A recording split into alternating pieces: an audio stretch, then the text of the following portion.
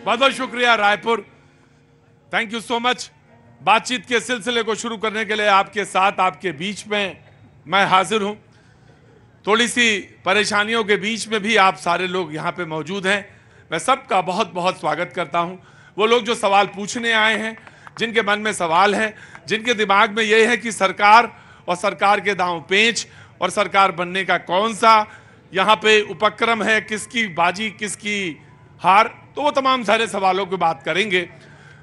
2 करोड़ से ज्यादा मतदाता हैं, 90 सीट हैं और इन समीकरणों के बीच में मैं पूरा लगभग समेट चुका हूं छत्तीसगढ़। ये तो नहीं कह सकता कि मैं पूरा छत्तीसगढ़ घूम आया, लेकिन हाँ, इस बार जिस तरह से मैं लेट आया था, लेकिन मैंने कोशिश करी है कि लोगों से मिलने के लिए और लोगों से पहुंचने की। तो बातचीत का सिलसिला शुरू करूंगा। जी, क्या होना है इस बार? इस बार तो काफी मजेदार रहेगा। ये बात सच है कि जब मैं दिल्ली से चला तो मुझे लगा था कि चुनाव बहुत आसान है, लेकिन कभी भी चुनाव आसान नहीं होता।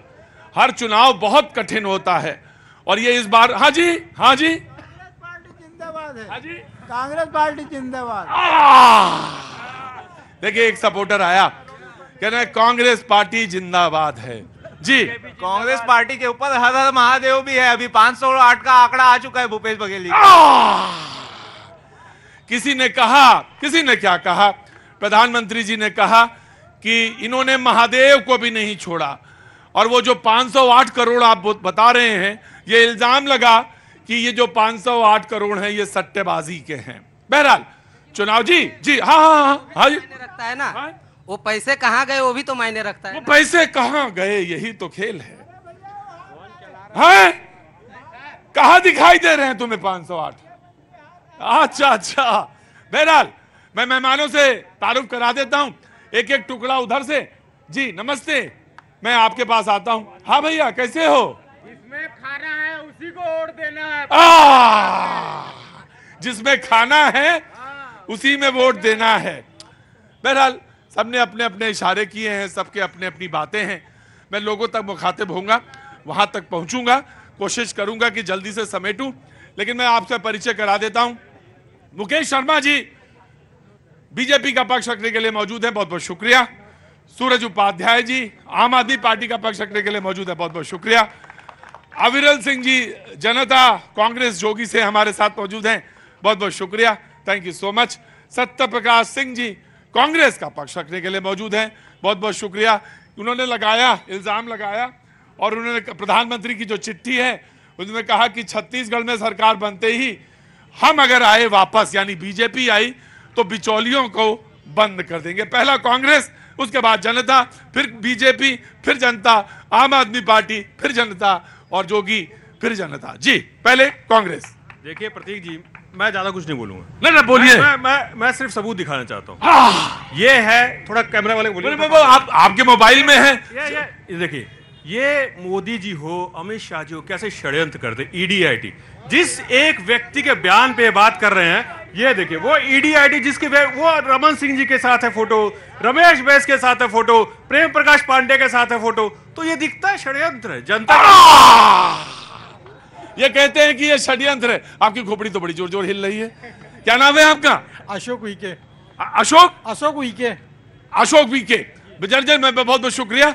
अशोक जी, आप सहमत नहीं है इस बात से जो वो बोल रहे हैं? जी, मैं इस बात से सहमत नहीं हूँ। सहमत है? जी, सहमत नहीं हूँ। सहमत नहीं है? क्यों नहीं सहमत है? जी, इस बात से इसलिए सहमत नहीं हूँ, ये दोनों राष्ट्रीय पार्टी जो है एक दूसरे के ऊपर दोषारोपण कर रही है और जनता चाहती है कि जनता को जितनी भी सुविधा मुहैया हो, शासन के द्वारा हो या राजनीति पार्टी के द्वारा हो, वो होना चाहिए। तो जनता रेवड़ी चाहती है या फ्री वाला मामला चाहती है? मुझे तो ये भी जानना है। हाँ जी भैया जी, कहाँ से आना हुआ? मैं धरसीवा से, यहाँ काम पास में ही है। कितनी दूर? ये 35 किलोमीटर सर। 35 किलोमीटर, तो बहुत अच्छा। 35 किलोमीटर से आए हो, बहुत बहुत शुक्रिया, थैंक यू सो मच। और क्या काम करते हो भैया? मैं यहीं आरामसी पे करता हूँ सर। अच्छा, क्या है, काहे का काम? ये ऑडिट का चल रहा है सर। अच्छा, ऑडिट का काम करते हो, तो कुछ बोलना है? हाँ तो बोलो। मेरा भाजपा प्रवक्ता जी से एक सवाल पूछ। भाजपा प्रवक्ता से एक सवाल है मुकेश जी से। हर बार ईडी और ईबी ये सिर्फ विपक्षी नेताओं पर और जहाँ भी चुनाव हो रहा है वहीं पर क्यों होता है? जहां पे ईडी और सीबीआई सिर्फ वहां ही क्यों पहुंचती है जहां पे चुनाव होता है? ये आपसे सवाल पूछा है भैया ने, बीजेपी के प्रवक्ता से। नमस्ते, आगे आइए। हाँ, आ जाइए। कहां से आना हुआ? रायपुर से ही है सर। रायपुर। भाई देखो वहां नहीं, आपको जिसने भी वहां खड़ा किया बिल्कुल गलत किया, क्योंकि वहां तो आप पहुंच ही नहीं पाऊंगा मैं।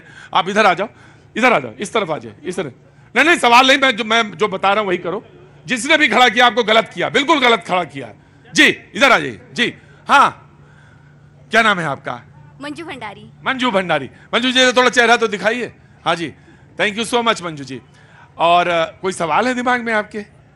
सर अभी नहीं है। सवाल नहीं है जी। मैं उधर से ना। हाँ, एक सवाल चारों से मैं आया आपके पास। पहले बीजेपी वाले सवाल दे दें, फिर मैं आपके पास आता हूं। आपने हाथ उठाया जी, नमस्ते। मैं आपके पास भी आता हूं, इधर आ जाइए जी। देखिए, सबसे पहले तो भैया जी और उनकी पूरी टीम का छत्तीसगढ़ के राजधानी में बहुत बहुत स्वागत, अभिनंदन। एक बार मैं चाहूंगा आप लोग भी ताली बजाएं। और ये छत्तीसगढ़ गुर्तुर गोठ बोली का प्रदेश है, इसीलिए कहते हैं छत्तीसगढ़िया। तो छत्तीसगढ़ में आपका अभिनंदन, स्वागत। और अब आता हूं आपके प्रश्न पे। यदि कहीं पे आर्थिक अपराध हुआ है तो फिर वहां कोई पार्टी, कोई दल नहीं देखा जाता। यदि केस जब्ती हुई है तो उसके पर कार्रवाई होगी, और यदि गलत नहीं है तो डरने की आवश्यकता नहीं है। अगर गलत नहीं है तो फिर डरने की जरूरत नहीं है।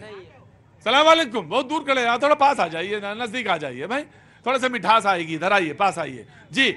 हाँ जी, आपने हाथ उठाया था, क्या नाम है आपका? सोनम त्रिपाठी जी। कोई सवाल है आपका?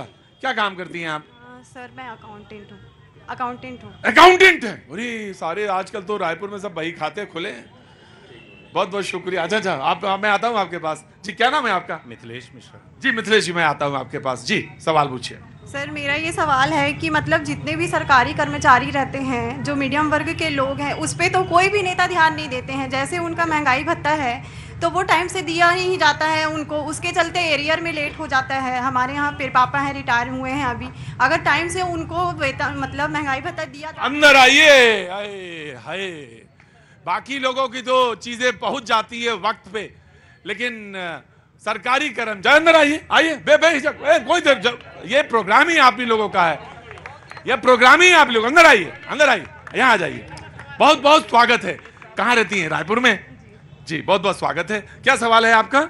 सर मैं वही पूछना चाहती हूँ कि मतलब जो भी नेता है, चाहे कांग्रेस का हो, बीजेपी का हो, लेकिन वो सरकारी कर्मचारियों को ध्यान क्यों नहीं देते हैं? मतलब जो मीडियम वर्ग के लोग हैं, जो मीडियम वर्ग के कर्मचारी हैं सरकारी, तो उनको मतलब समय से क्यों महंगाई भत्ता नहीं दिया जाता है? उसके चलते एरियल टाइम से नहीं मिलता। पिताजी अभी रिटायर हुए? जी सर। अगर उनको समय से वेतनमान बढ़ाया जाता तो एरियर बराबर मिलता। बाकी लोगों की चीजें तो वक्त पर शुरू हो जाती हैं, लेकिन वो जो रिटायर हुए हैं या जिनका डीए बढ़ना है, वो वक्त पर क्यों नहीं हो पाता? ये सवाल इनका। क्या नाम है? आपने अपना नाम बताया? हाँ जी, सोनम त्रिपाठी। सवाल का जवाब मैं यहाँ पे रख देता हूँ सवाल, हालांकि जवाब इसमें से कोई नहीं दे पाएगा। देंगे मुकेश जी? जी मुकेश जी। देखिए, ये मध्यम वर्गीय कर्मचारियों की बात कर रहे थे। जब हमारी सरकार थी 15 साल, यहाँ पे 1.5 लाख से अधिक शिक्षा कर्मियों को नियमित किया गया था। 1.5 लाख से अधिक शिक्षा कर्मियों। हाँ, एकदम गलत। इनके समय में सिर्फ और सिर्फ घोटाले हुए। क्योंकि ये घोटाले करते हैं, घोटाले देखते हैं, इसलिए इनको घोटाला समझ में डीकेएस घोटाला सबसे बड़ा भर्ती घोटाला इन्होंने किया। इन्होंने नियमित किया ही नहीं, तभी तो हमको करना पड़ा ना। अगर ये रिकॉर्ड में चले जाइए, उसके बाद बोलिए। आपको पूरी जानकारी दुरुस्त कर लीजिए, जानकारी आ जाएगी। सोनम जी कहां जा रही हैं? वही ना निराशा आपको? मैंने पहले ही कह दिया था आपसे निराशा होगी, क्योंकि ये हाजी 15 साल तक के छत्तीसगढ़ राज्य बनने के बाद भाजपा ने राज किया, सभी लोगों को परेशान करके रखा था। अब आगे भविष्य देखो, अपने हमारी पार्टी जब आएगी तो ये सारी समस्या। कौन पार्टी? आम आदमी पार्टी। सोनम जी आगे आइए 2 कदम और। मैंने आपसे कहा था ना कि ये इतना उलझाएंगे, ये इतना उलझाएंगे, उलझा के इतना सुलझा देंगे कि आप मान जाएंगे कि डीए मेरे घर में आ गया है। ये इतना उलझा देंगे। वो कहते हैं मेरी सरकार बनवा दीजिए। बनवा दीजिए, बिल्कुल सुलझा दिया जाएगा। हाँ? जैसे पंजाब में हुआ, दिल्ली में हुआ, नोएडा में चल रहा है, कर्मचारियों को किसी की टाइप से कोई परेशानी नहीं होगी।